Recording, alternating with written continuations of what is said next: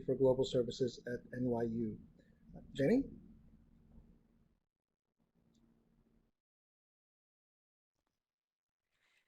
Hi, everybody. My name is Jenny Bowen. I'm my day job, I guess, is Director of International Student Advising at Indiana University in Bloomington, Indiana.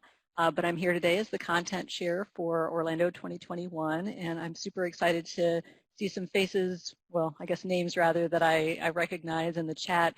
The chat was moving pretty quickly. I also saw somebody from Panama as well, which I think is great. There may be others of you outside the U.S. that we didn't catch. We're really glad to have you here today. We've got a lot of tips to offer. All right. Let's go with our first slide. Okay, our objectives today are as follows. The first thing, of course, is to learn about the annual conference and its goals for 2021. We'll talk a little bit about that. The second thing we want to do today is review the submission and selection process. That's really important, but we'll go in much more detail about the review and the submission process and what we would like to see in a submission. The third thing is to give you some tips, explore some tips on creating a really great, strong session, okay? And then the fourth thing, we'll open it up for questions at the very end. And, hopefully we'll have at least 20 minutes for questions, so don't hesitate to help us with some great questions. I would like to start with a icebreaker for everybody, and please use the chat option. The icebreaker today is, finish this sentence. I really enjoy conference sessions that blank, blank, blank. So we'll give you some time to put that in the chat and we'll talk about it. But for me, I really enjoy conference sessions that involve the audience that are very much engaging. How about you, Jay? I'm watching all the cool information going through on the chat, but I did think about this in advance. So I really enjoy a session that makes me think critically about an office policy or maybe a practice that we've implemented. And in particular, I like one that's fun and teaches me something.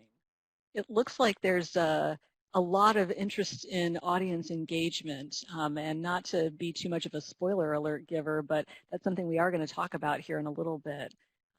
That's awesome. Sharif, do you want to talk a little bit more? Sharif, do you want to? Yeah, I see also share innovation, and that's really good. And somebody also said, tell me what it is, and then, say it up front and show it to me during the session. So truth in advertising. So that's really good too. All right. Well, I think that our session here will definitely help you to design an excellent shared future for our conference. That's our conference theme, by the way, is designing our shared future. Okay. The theme is really something that's central to our sessions. In Orlando, we will dream big, write our new stories together, imagine new possibilities, and of course advocate for change, as well as plan for our sustained future as an international education field. Over the course of the last few months, we have seen amazing innovations and educational breakthroughs. The 2021 annual conference is an opportunity to build on our diversity, our resilience, our interdependence, and also, of course, setting the stage to be as creative and imaginative and as possible, and to move forward in this changing landscape. It's been a very challenging landscape in the last 6 or 7 months, and we can only anticipate new and more changes in the next 6 months. So I'm hoping that we can harness all those changes into really designing our own shared future for the conference.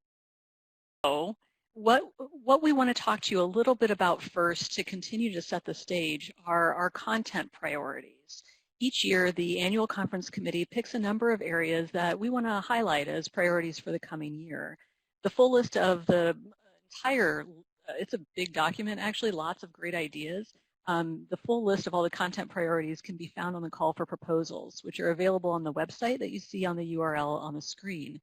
A few of our specific focus areas for 2021 are highlighted in this word cloud. So let's just call a little bit of attention to a few of them. Sharif was talking about the the changes that we've all had to adjust to over the last several months. So I think one of the content priorities is creative design and technology in international education programs and services. Just so you know, we were talking about this before we knew we were all going to be doing these sorts of things from our homes. So look at us on the cutting edge all the way back then. We're thinking about access, diversity, and inclusion, sustainability of international education in times of crisis and during the recovery periods from crisis. Something that's really important to all of us right now, I think, are mental health and self-care in the field and support strategies for students, scholars, and staff.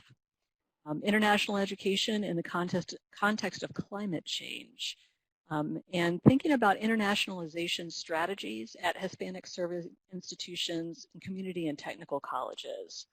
We also want to think about student outcomes, employability, and one of our other standouts, which I think is quite highlighted on the word cloud here, are the role of the Latin American and Caribbean region in international education innovation. So these are kind of the overarching content priorities, but each NAFSA knowledge community has their own call for proposals. You can access that on the website there as well. And you'll look at the general call, you'll look at your specific knowledge community call. There's just something for everyone.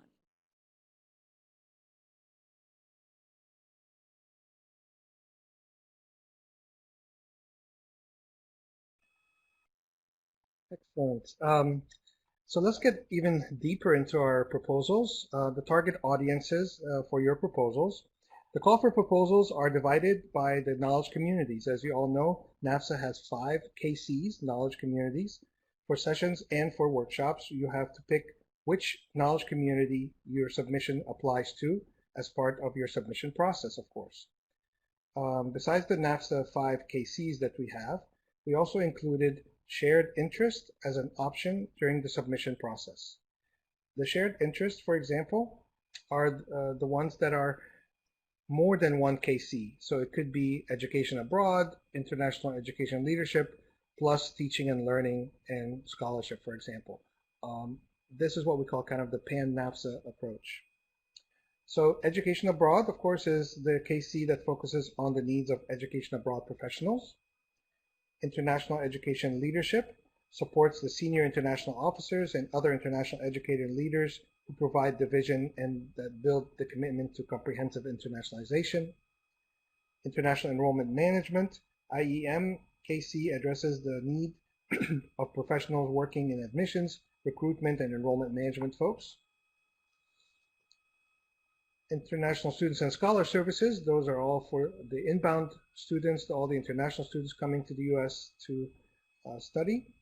And of course, teaching and learning and scholarships focuses on curriculum internationalization, research that informs practice, intercultural communications, and so forth. All right, next slide. So, a little time talking about submission types, because there are a multitude of things that you could propose for Orlando. There are the standard 60-minute sessions, and if you've been to a NAFSA conference before, this is probably the one that you've spent time in if you've been to a number of sessions. As you get into the proposal process, you're going to have to select from one of these choices. So the other options that you might not know as much about, there's a 25-minute session slot, and we're going to talk about that more in just a moment. We've got a career center session opportunity where you can give a session on transitions or a session on professional development. Lots of great opportunities there. You could pick a workshop, or you could pick the poster fairs, and we're going to talk more about those in just a moment. But what's important to take away now is that each of the submission types that you see here are going to have different questions in the proposal process. That'll allow each of the different session types to be reviewed based on the type of session that they are, the type of proposal that it is. Workshop proposals, for example, would definitely be different than your 25-minute session proposals.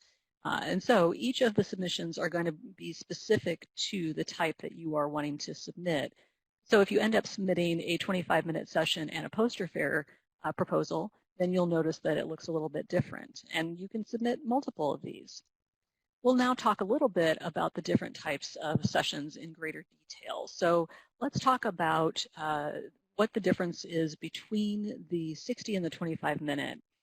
It's, I think, most important to be thinking about the length and the setup of your proposal that fits your content the best. As I said before, 60-minute sessions are pretty much the standard that you would see. Most sessions are going to be accepted in that format. It allows up to 4 presenters, and that includes the chair. But 25-minute sessions are short form sessions. That's an express session, a really cool opportunity to be able to focus in narrowly on a topic that would take less than an hour. So maybe the way to think about that is a greater amount of focus in one specific topic in a condensed amount of time. This type of session only allows for 2 presenters because, of course, it's shorter and you won't have as much time to have a sort of a long panel discussion. But it is a great opportunity for direct engagement with the audience. If you pick a 25-minute session, be ready to tell us why you think it would benefit from that shorter time slot. Okay, so let's talk about room setup. This is another critical element of your overall proposal. Think about the amount of time that you have. Think about the number of presenters you've got and how all of that's going to fit in the room setup for the best engagement with your audience. You know, if we think back to what we were taking away from the chat earlier during the icebreaker, engagement was a very common theme. So as you build your proposal, try to imagine how you can build that engagement in with the type of session that you select if you choose one of the 2 session slots, or the room setup and how all that will best feed together. A good type of session for a theater setup might be like a best practices session, whereas a roundtable setup might be good for a case study focused session. And the circle set is going to be something significantly more collaborative. I think it's important to note that the circle set option, though, won't have audio-visual equipment, like no laptop or projector and screen. And it does have a maximum of 50 participants. Okay, so let's turn focus to workshops. The NAFSA Current Topics workshops are going to cover topics and skills that are important to international educators today, including things like recent changes, new approaches, timely content. All of that is going to be, you know, kind of what we're doing right now. So you may have some great workshop ideas already in your head. I have been making little jokes to myself that sometimes it feels like part of 2020 is just preparing us for this type of workshop proposal. Current topic workshops provide valuable perspectives and insights into critical trends advancing the field of international education. So it's a cool opportunity to look at an immersion experience for your participants. Maybe you pick a couple very specific learning outcomes that your participants would need to walk away with, and then design an immersion experience to make that happen. You don't try to cover everything at a general level, but instead focus on fewer, more specific items on a deeper level. Don't spend time together solving things that people could do individually, but focus on what can be accomplished as a group. Think about honing a workshop proposal into something very specific, and then use that time for hands-on training, collaborative problem solving, or maybe like a detailed case study. Your option for workshops are 2-hour, 4-hour, or 8-hour. And if it helps to think about it, then the 2-hour workshop would normally be looking for 1 to 2 objectives. A 4-hour workshop would be looking for 2 to 3 objectives. And then an 8-hour workshop would be looking for a significantly larger chunk at 3 to 5 objectives. I hope that helps you sort of think through what workshops could look like. I'm going to turn it over to Sharif to talk about Career Center sessions.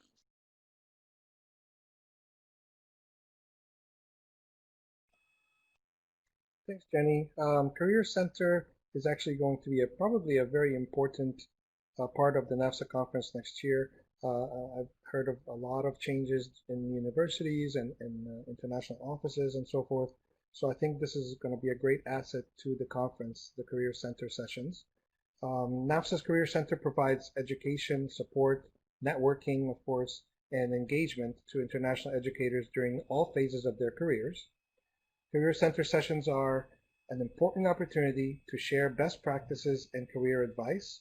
I think this is probably one of the best cases that you can use a 25-minute session for. We're thinking about examples of 25-minute sessions like top 10 ways to blank, blank, blank. So for example, top 10 ways to advance your career, top 10 ways to expand your skills and skill set or achieve work-life balance, top 10 ways to self-care, things like that. Best ways to onboard people. I think other priorities that we have for the Career Center is advocacy, of course, diversity and inclusion, and management and strategy for the office. So those are the things that we're looking for the Career Center. Check out the Career Center's complete call for proposal on the website to learn more about the 2020 focus area for the Career Centers. The next slide, I think Jenny will like the best because she loves poster fairs, and the poster fairs are a very important part of the conference. Posters are visual presentations of model practices and programs. During one of our 15 different poster fairs, poster presenters and attendees have the unique opportunity to have one-on-one discussion and talk about their amazing programs one-on-one. Posters allow all presenters to network with the visitors, and the deadline is a little later, which is nice because the deadline is not until December 9th at 5 p.m., so you have a little bit more time to prepare for posters. And last year we had over 100 posters presented at NAFSA. The next slide, we will talk a little bit about the submission requirements. The submission process will take you a little while, of course, so please start early. Here's a quick rundown of what you should expect. Your proposal needs a title and an abstract. You will also be asked to list your learning objectives, which describe what attendees will learn. In this section, you're asked to provide a detailed outline of how you will spend your time during your session. Another pro tip I have for you is to make sure you've thought through your proposal carefully. I've seen a number of really good proposals not make it at all, because even though the abstract was engaging, the section where the presenter outlines the learning outcomes was just not very complete. Okay, so make sure everything aligns with each other, the abstract and the learning outcomes. Tell us how you are going to achieve what you are set out to do, whether that's a group work, in a discussion, in a role play, whatever it is that you decide. Maybe you're even showing a video. We want to know what you want to teach us and how you're going to do it. Okay, so be very clear and very concise about that. Make sure that it all aligns. As we mentioned earlier, you have to also pick your audience, which for sessions and workshops is going to be one of our KCs, knowledge communities, the Career Center, or shared interests. And finally, all presenters' biographical information must be included and must be complete. This is what I alluded to earlier, and don't wait till the last minute to submit your session. I know a lot of people wait till 4:59 to submit on the day of August 26th, but let's try to make it maybe 4 o'clock instead of 4:59. That would be really awesome. I'm glad the camera isn't on me right now, because when Sharif said that some people wait that long, I'm sure that he didn't really mean me, but in my head I thought, oh, I feel a guilty moment. So what I'm hearing from Sharif is, don't wait until the last minute. And it's actually true, because that can be a little nerve-inducing. All right, so we want to talk about the review and selection process. And part of the reason that we wanted to spend some time on this now is we thought it would be helpful for you to know the criteria. We want it to be transparent. Your hard work in submitting a proposal is valued by all of us, and there is a whole team of people who are involved in reviewing and making selections after you complete the hard work of submitting. So for sessions and workshops, your proposals are going to be peer reviewed. The review teams are based on the knowledge communities that Sharif talked about before and shared interest. So back to that pan-NAFSA concept. There are going to be at least 4 reviewers on each proposal, and the pool of reviewers is pretty impressive. There are over 500 from across the field. Some of you on the call may actually also be reviewers, and if so, thank you. We're glad to have you. The reviewers use a review rubric. I found that phrase difficult to say, so I slowed down. Review rubric to evaluate proposals. And you can see the review rubric on the website that the URL is listing for you there. So you can see it and then you can say it to yourself over and over again and you'll get really good at it. The review scores that get provided by the reviewers are shared with the annual conference committee. That includes Sharif and me and several others. And then we're all charged with the final selection based on a combination of the reviewer scores, the overall ACC goals, the content priorities, and NAFSA's strategic priorities. So each proposal will be rated on a scale of 1 through 5 for a series of 4 specific items. The first is how well do the title, abstract, and learning objectives align with each other? The second is how likely is it that the format will allow the participants to achieve the stated learning objectives? So we're trying to tie it all together, right? Are the presenters knowledgeable in the topic area? And last but not least, given the number of slots available for sessions and the high volume of proposals received, how likely would you be to attend or recommend that someone attend this session if it's placed on the program? So that's what the reviewers are seeing and reviewing your proposal based on. And maybe that helps you to see why it's important to bring all of these pieces together carefully because they're reviewed in a similarly careful way. Now, for posters, it's a similar process, but slightly different groups of people and slightly different review questions, and also a slightly later date, as Sharif has mentioned. So the poster fair organizers, annual conference committee members, and additional select reviewers will ultimately review the poster proposals in the winter, the North American winter, the one that happens in like after December, with the final selections being made by the annual conference committee in coordination with the poster fair organizers.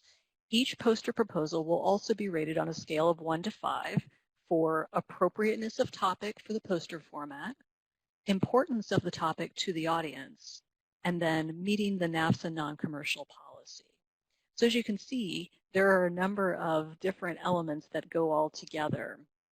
Now, Sharif and I are going to give you our top 10 tips, and I'm going to pass it back to him to get us started on that. I hope that you're thinking to put some questions in the Q&A pod. We'll look forward to having your questions as you have them.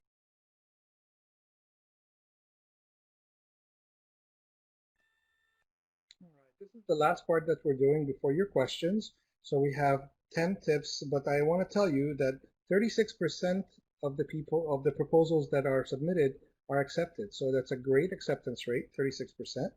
And a great proposal captures the reviewer's imagination, gets them enthusiastic and excited about the topic, and makes them think twice. Okay, so we try to make us think twice about what you're going to present. Reviewers are looking for things that they believe will engage the audience and can bring a new perspective on an old topic or create a new way of thinking about something that we have already had for so many years. We are particularly looking for fresh ideas and fresh faces. So even if you've only been in the field 1 or 2 years, please submit. We would love to see your proposal. This is how we can design our shared future together. So let's go with our first top 10 writing tips. So Number one is to read the general call for proposal and your KC specific call for proposal. All right. Some peer reviewers' feedback say sometimes topic is very important, but there was no effort to link it to the NAFSA audience. Okay. Make sure it all aligns. All right. Number two, choose a timely and practical topic. Okay. In the days and times that we're living in, there's a lot of timely and really good topics. Some peer reviewer feedback on this one is the topic under discussion is a cutting edge one that for the field, which is wonderful. This is a positive feedback from a reviewer because the topic was cutting edge and innovative. Okay. Number three, align your learning objectives with your outline. I don't know how many times we've said that through the presentation, but this is really one of the key things that we're looking for. Peer reviewer feedback says the learning objectives are somewhere between scattered and buzzwordy. Be careful of the buzzwords. We know that there's a lot of buzzwords in our field, but just putting a buzzword in there doesn't mean that you're relating it back to the objective or the outline. Okay. Number four, include speakers who are experts on the subject and represent a diversity of voices. So, and when we talk about diversity of voices, that doesn't mean just a race or ethnicity or things like that. No, we want also real diversity that is very global. So diversity of institutions, large, small, private, public, community colleges. Let's see, we want things like, somebody from the East Coast, from the West Coast, from the Midwest, maybe somebody from outside the United States. All those things are very important to us. Peer review feedback says the collaborative approach and breadth of experience among the panelists will provide a thorough overview of current resources, which is really what we're looking for. Number five, it's not all about the abstract. That's a good one. The feedback on this says session abstract does not reflect the content of the presentation and topics outlined. So some people may write an abstract that's very flowery and very nice, although there's a word limit for the abstract. But we want to make sure there's truth in advertising. So we want to make sure that the abstract does align with all the content that is presented in the topic. Okay, so know your audience. When you are going to submit your proposal, one of the options is to be able to indicate if your session is advanced. So know what you want your audience to be. Is this going to be an advanced session? Do you want it to be more for entry-level folks or maybe somewhere in between? When you make your session proposal, there will be a tick box that you can indicate if the session is advanced. But think for a minute about what advanced means. It really has to do with your audience. An advanced session can't be both for entry-level and for advanced folks. It really needs to be one where entry-level knowledge is already understood. The people who would attend that session, you don't need to cover the basics with them or even some of the intermediate basis. Instead, you want to think, okay, I assume a certain knowledge level here, and it's quite seasoned, if you will. So target your session content to your intended audience and ensure that your proposal accurately conveys that. If we look at tip number 7, we're back to what we talked about in the icebreaker earlier, audience engagement. So highlight ways that you're going to engage your audience. Don't just talk at them the whole 60 minutes like we're doing right this second. Kidding, we're not going to talk the whole time. There's going to be questions from you all soon. But will you have case studies? Are you going to do polls? Think about your room setup. Think about how you'd engage your audience with your content, with your theater or your circle set or your round tables. It all comes together to try to build that audience engagement and give them the takeaways they're looking for.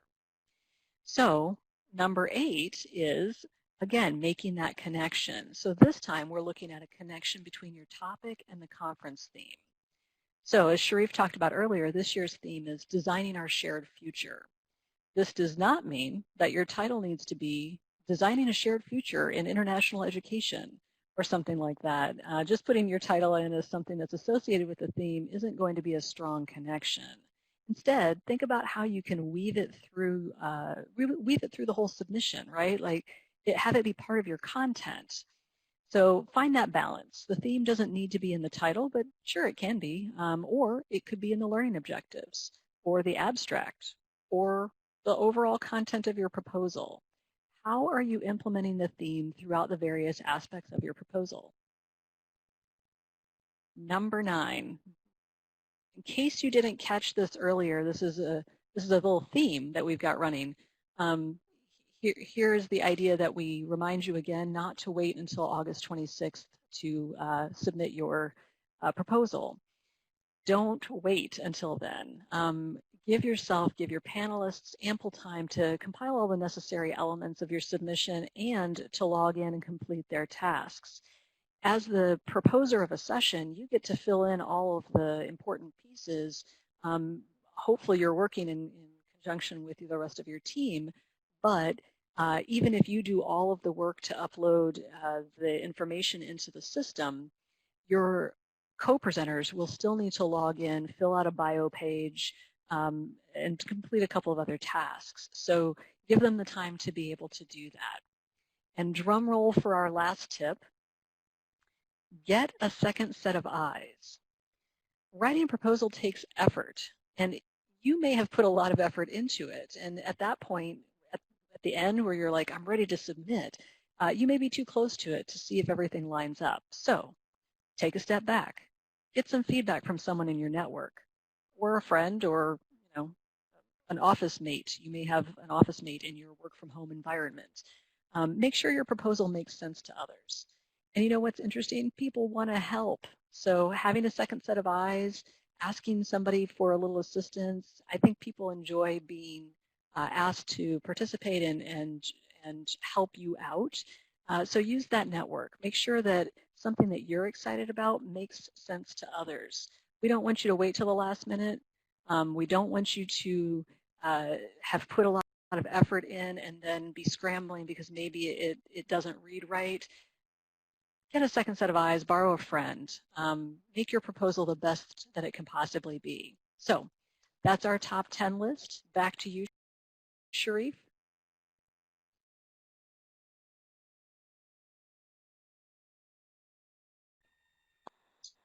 Sharif? Thank you, Jenny. And by the way, I always have Jenny look at all my proposals before I send them to NAFSA, which is really good. Let's see. The last slides before we do the Q&A.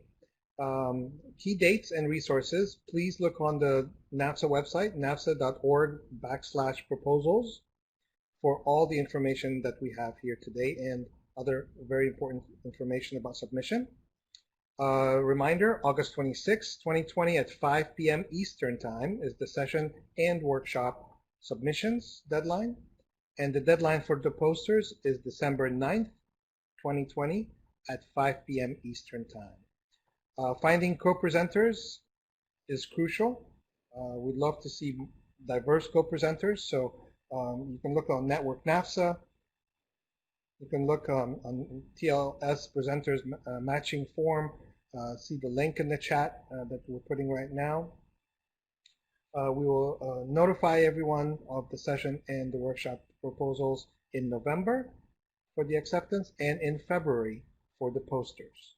Okay, and then all presenters, of course, must register for the conference in Orlando.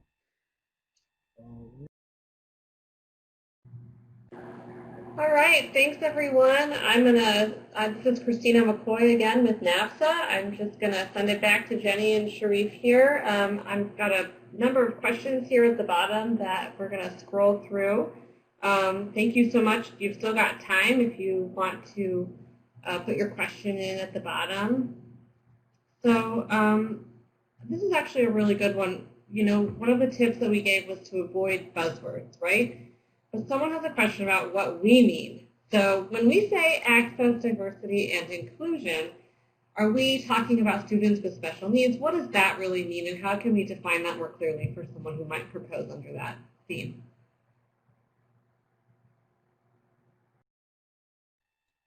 You want to try for that one? Had a tech. Oh, sorry. Oh, I'm sorry. I'm going to try that again. Go ahead, Jane. So I think diversity and inclusion and equity, it's going to be all of the things that I think we're all thinking and talking about right now. It has to do with access. It has to do with social justice. It's not necessarily limited to just one type of diversity, equity, or inclusion.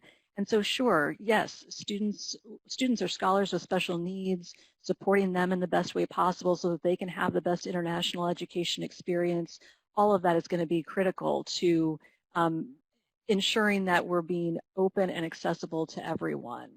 I'm not sure if that exactly answers the question. Sharif, if you've got other thoughts to that, please do chime in. Yeah, and we don't mean that you shouldn't ever put diversity and inclusion in something or as a buzzword, but it shouldn't be diversity and inclusion in study abroad. We need a bit more of a substantial title to make the audience know what you're going to be talking about. So if that explains it a little bit. I guess, Hey. oh, sorry. Go on, Jenny. Just thinking about things like financial access as a matter of accessibility means a lot of different things. And so thinking about access to the things that maybe aren't immediately common. So financial access is a great area to think about as well.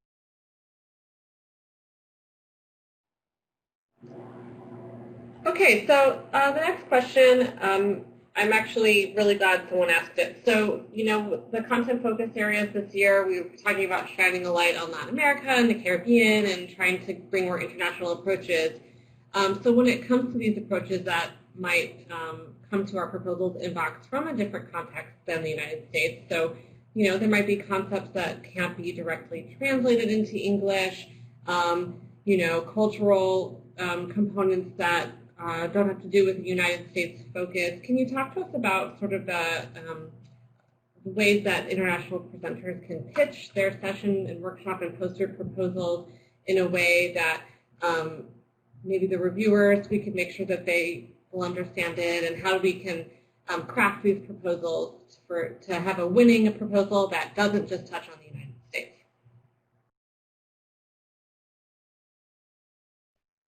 Yeah, I think we are ultra sensitive to session proposals that come from abroad. We definitely want to take a look at them very seriously and realize that the way that one says something from another country may not be the same way that we are used to hearing it here in the United States. So I guarantee you that our proposal team is going to look twice and look very seriously about any of those sessions from abroad.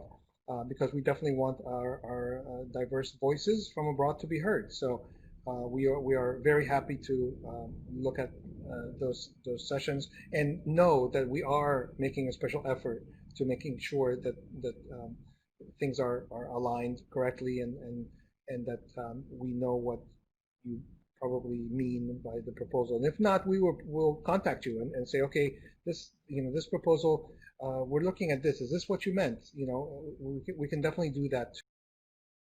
That if you are worried about how something might not be clear in a different cultural context, then please feel free to clarify that.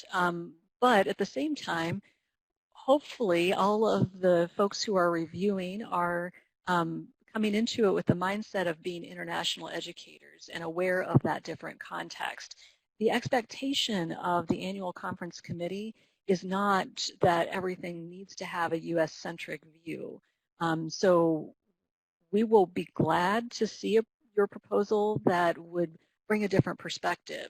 If it's a language concern, because I find challenges in writing comfortably in other languages, then maybe that's where another set of eyes would help you feel more comfortable if it's a language issue. I think that's how I survived some graduate school papers in a different language by saying, I'm sorry, can you tell me, does this make any sense? So if that's a concern, that would be my personal tip.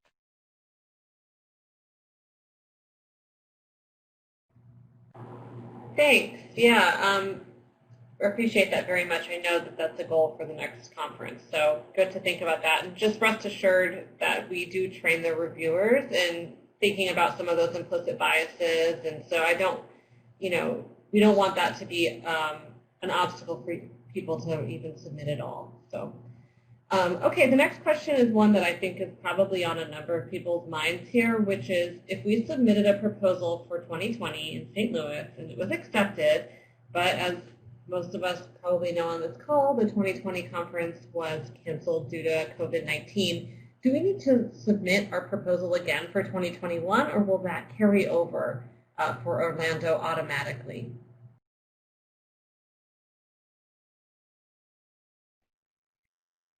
Good question, and I know we're going to get these questions, but I would say please submit again.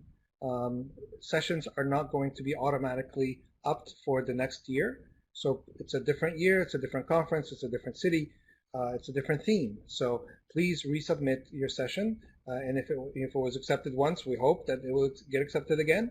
But again, it's a whole different review process. It's a whole different review team. It has to go through all the reviews that the conference committee has to review as well. So we definitely encourage you.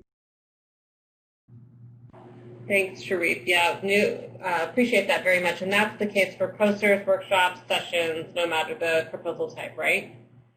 Okay. So the next question has to go back with the engagement pieces that we talked about. So, Sharif and Jenny, you mentioned that one of the best ways to get an accepted proposal is to tell us how you're going to engage the attendees and not just talk to them the whole time. So for a 60-minute session, I've got a full chunk of time. Let's say, can you give us some tips on best practices for engagement of the audience in a 60-minute session? Jenny, you look really excited, so maybe you want to take this one. Funny, because actually Sharif and I have presented together before and on several occasions, and I always think he's got such great ideas for engaging the audience. One of the things that I think is important, and it depends on, let me back out of that. I'm so excited I need to stop. Remember that we talked about your room setup, that your content and your room setup and your audience engagement really need to come together. And that's how you're going to lay it out in your learning objectives and in your abstract and in your overall proposal. So when you think about what your setup is going to be and how you want to present your information, maybe think about if you're going to break up people into groups, or if your setup is going to be small enough. If you're thinking about maybe doing a circle set, you could have some really cool debates, opportunities to allow people to put their ideas out there and have Sharif shoot them down. Oh, I'm sorry, I'm thinking back a little bit. But have those opportunities for having people really bring their perspective to a topic. Think about maybe the polling software that's available now. You could do all kinds of electronic polls through apps. The conference app, I believe, has had one in the past, and I am technologically not super awesome, so I would have to leave that to my NAFSA colleagues to clarify if that's something that would be available, but that's something you can bring in on your own as well. Sharif, do you want to add, I've kind of gone on a little bit, do you want to add any other thoughts to engagement?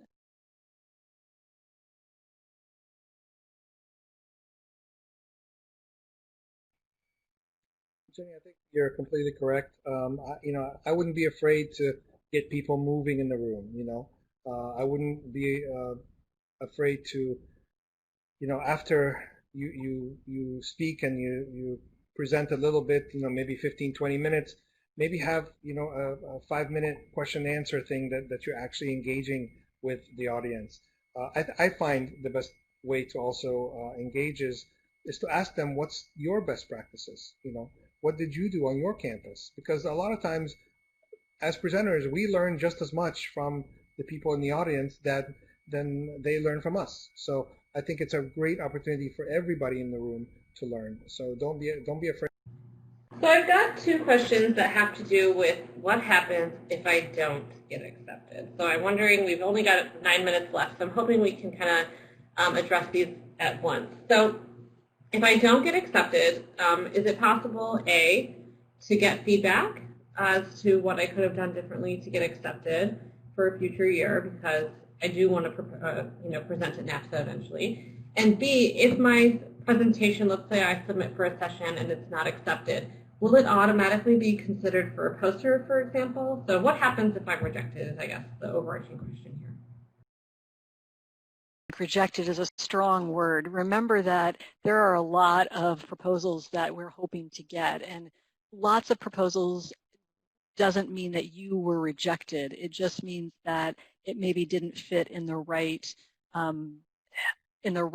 way at that moment. But it doesn't mean that your proposal wasn't good, and it doesn't mean that we don't think that it had a lot of great merit. So apparently I feel strongly about that, so that you don't feel personally or professionally rejected.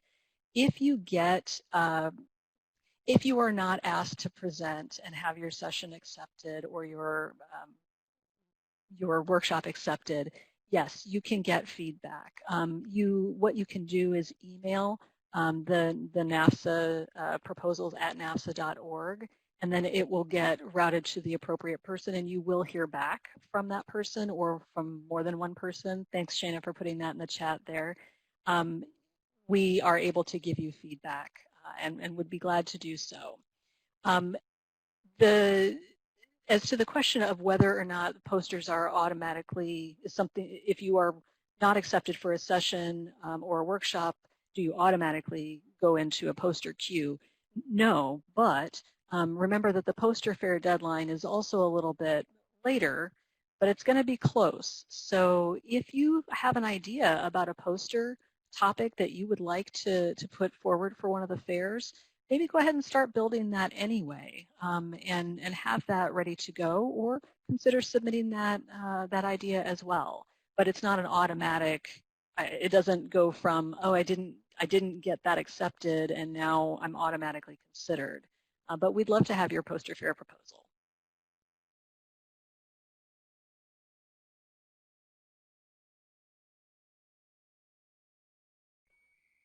And I just also want to add to that, Jenny, is just because we didn't accept your presentation, that doesn't mean that it was bad or there's flaws in it or anything. It might just be that 5 other presentations are talking about the same thing, and we can't have all 5 of them in the session. We wanted to have a well-rounded menu of sessions, and so we chose 2 of those 5 instead of all 5, for example. So it comes down to what topics are needed to make a well-rounded NAFSA conference. Okay? Yeah, I've got a lot here, so I'm just trying to sift through. Thank you, everyone, for putting so many really thoughtful questions in the boxes down here. One of them was, can you edit your presentation after you submit it? Yes, you can until August 26th at 5 p.m. for sessions and workshops, and December 9th at 5 p.m. for posters. So that's still open. Let's see here. We've got some other questions. So this is a tricky one. A lot of people have asked it, so here we go. Can we assume that everyone's going to have a virtual component to 2021?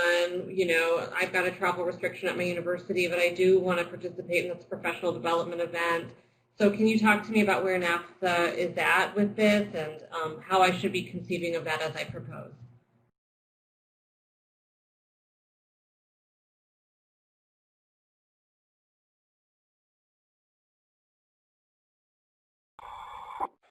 So far we're going on the basis that it is an in-person conference, and right now our in-person conference, really, we do need to have somebody at the Orlando conference. So nothing virtual as of now. If anything comes down the chute, we don't know what's going to happen in the next couple of months. But please, stand by on that. But right now, the advice is that you should plan on being at the conference, and all presenters should be at the conference.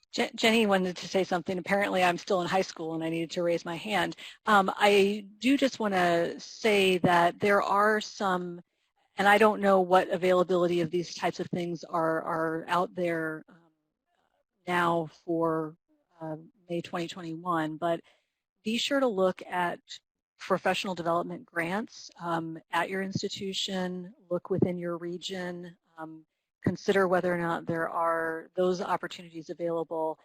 I don't know if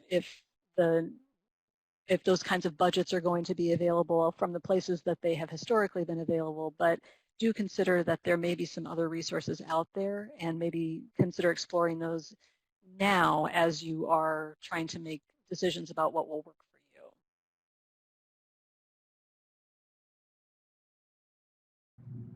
So with regard to getting a panel together, I have an idea. I don't know if I can get someone else to do it with me. Is it frowned upon to do it by myself, A, if it's a session, and B, if I have a poster, let's say I do have someone I want to do it with, can I do a poster with 2 people, and can I do a session with just 1 person? Yes, but so yes, you can do a poster with 2 people. I mean, there can be 2 people presenting a poster mostly comfortably. Thinking about a session proposal with just 1 person, maybe give some thought to what your content is going to look like. Is that a 25-minute session maybe? If you do an express session by yourself, I could see that working pretty well.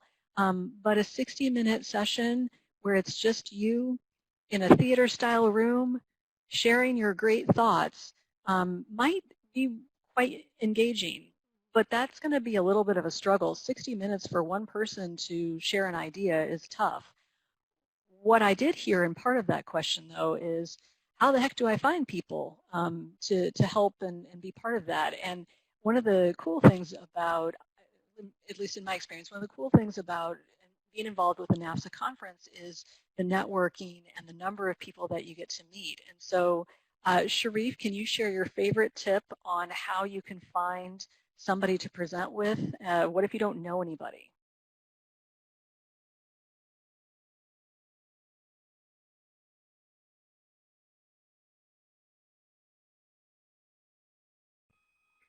Yeah, just put it on the NAFSA networks.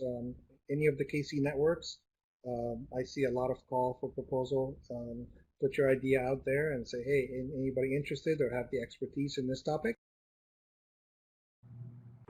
And I also just want to point everyone down to the web links in the bottom right of your screen. So Network NAFSA is one of the links there, the second one down, and that's our message board for all of our knowledge communities, for our member interest groups, and so on. So that's one place that you can post to try to find a co-presenter. I know a few people have put in the chat, hey, if you are looking to present on this, notify me. So Network NAFSA is a great place to get your name and topic out there. If you're thinking of proposing in the TLS knowledge community, they have, for just that knowledge community, a matching form. So that's the last of the links here on the right that you can fill out, and they will try to match you up with someone who wants to present on a similar topic.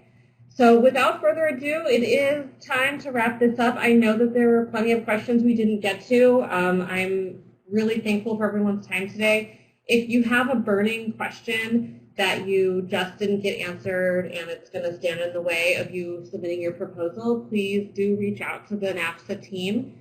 We can be reached at proposals@nafsa.org. In the meantime, thank you so much, Jenny and Sharif, and all of the 100 participants we had today. We look forward to seeing your names in our inbox as the workshop proposal, session proposals close on August 26th, 5 p.m. Eastern, I should say, so be mindful of that time zone, and posters on December 9th at 5 p.m. Eastern. So thank you so much, everyone, for your time today, and once again, proposals@napsa.org. Jenny and Sharif, have a great rest of your day. Thanks so much, everyone.